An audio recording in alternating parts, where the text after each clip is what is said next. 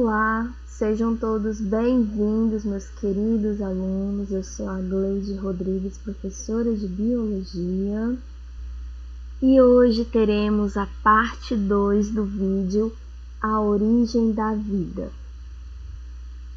No vídeo anterior, eu finalizei contando que no passado, quando o conhecimento sobre os seres vivos ainda era bem precário, as pessoas acreditavam que a geração espontânea era algo bem comum e acontecia com muitas formas de vida. A geração espontânea, também conhecida como abiogênese, era a crença de que seres vivos poderiam se originar da matéria inanimada ou então de outros seres vivos. Atualmente, essa crença pode até parecer boba e que as pessoas do passado eram bem ingênuas. Afinal, acreditar que sapos se originavam da lama? E havia até uma receita para criar ratos, que consistia em pegar uma camisa suja e suada, misturar com trigo e deixar em um quarto escuro, e que, depois de 21 dias, surgiriam ratos. Ninguém cogitava a hipótese de que os ratos simplesmente eram atraídos pelo cheiro e pela comida disponível. Mas vamos tentar entender a mentalidade das pessoas da época. No passado, não se sabia quase nada sobre a reprodução dos seres, especialmente os pequenos.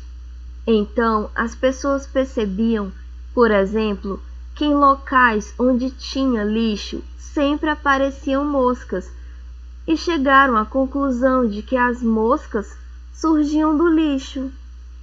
Com o tempo, cientistas foram se questionando sobre a veracidade da geração espontânea, até que, em 1660, um cientista chamado de Francesco Redi, ou Francesco Redi, chamarei de Redi, fez uma experiência muito simples.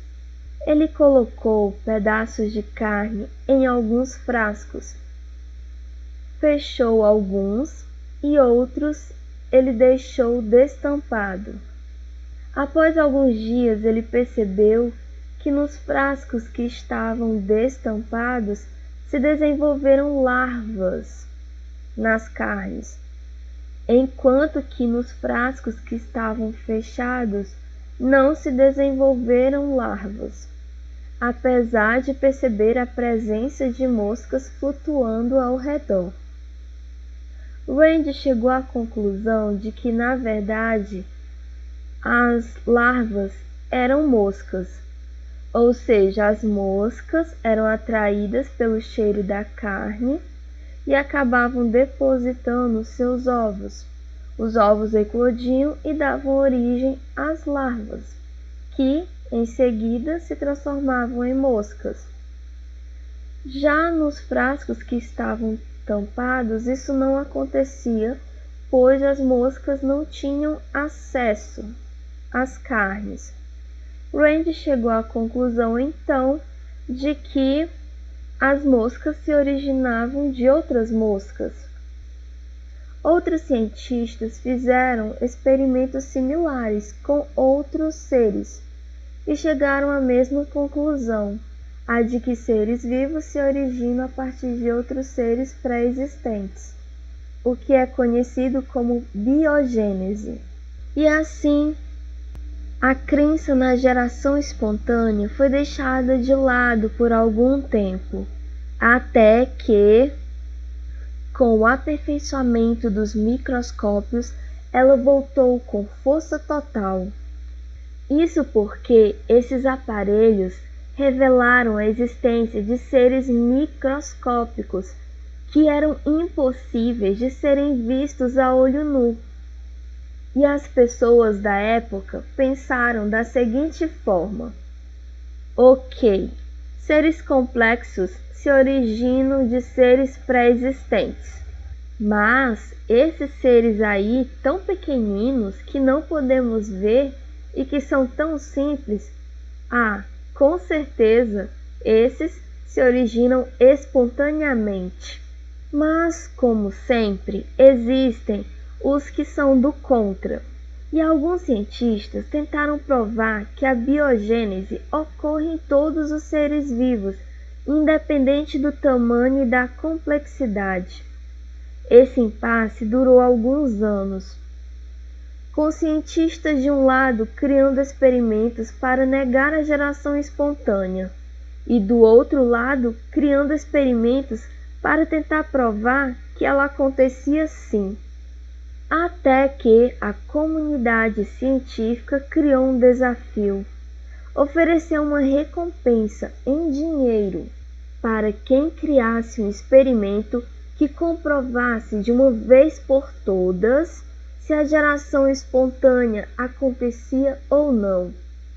E aí entrou nessa disputa um cientista que ficou muito empolgado com a recompensa. O seu nome? Louis Pasteur.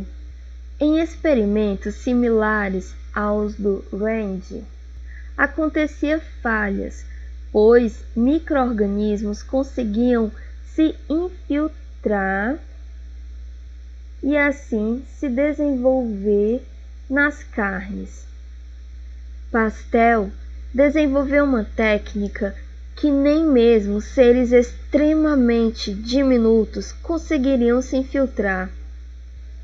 O experimento foi o seguinte: ele fez um caldo nutritivo e colocou dentro de frascos de vidro. Em seguida, ele aqueceu os frascos, fazendo com que criasse curvas. Em seguida, ele aqueceu o caldo nutritivo para matar qualquer micro-organismo que porventura estivesse dentro desse frasco ou dentro do caldo nutritivo. Esse gargalo que foi criado com essas curvas não impedia que o ar entrasse dentro do frasco. Entretanto, se micro-organismos porventura entrassem pelo ar, eles ficariam retidos aqui nessas curvas. E Pasteur estava certo, isso realmente aconteceu, pois os frascos foram mantidos em repouso durante dias, semanas, e nada se desenvolveu dentro deles. Pasteur concluiu então que a geração espontânea não acontecia e que, na verdade, até os seres extremamente pequenos se originavam a partir de outros seres pré-existentes, pois nada se desenvolveu porque nenhum micro-organismo alcançou o caldo nutritivo. Entretanto, os opositores que acreditavam na geração espontânea argumentaram que nada se desenvolveu no caldo nutritivo porque esse caldo, ao ser aquecido, havia perdido a força vital.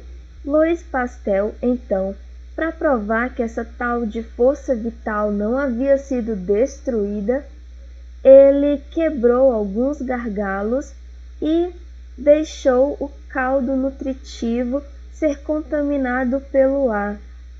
E assim micro-organismos se desenvolveram. Com isso ficou mais do que provado que realmente esses micro-organismos se desenvolveram porque vieram de fora, do ambiente. E assim, a crença na geração espontânea perdeu totalmente a sua força e foi descartada. Mas, se todos os seres vivos só se originam de outro ser pré-existente, como o primeiro ser surgiu? Se voltarmos no tempo, de onde veio a primeira vida? Mesmo que essa vida não tenha se originado no planeta Terra, e sim vindo do espaço trazidas por meteoros e cometas, ainda assim, essa vida se originou de algum lugar e de alguma forma. E é sobre isso que falaremos na terceira e última parte desse vídeo. Como aconteceu o desenvolvimento do primeiro ser vivo. Aguardo vocês nas próximas aulas. Fiquem todos na paz. Tchau!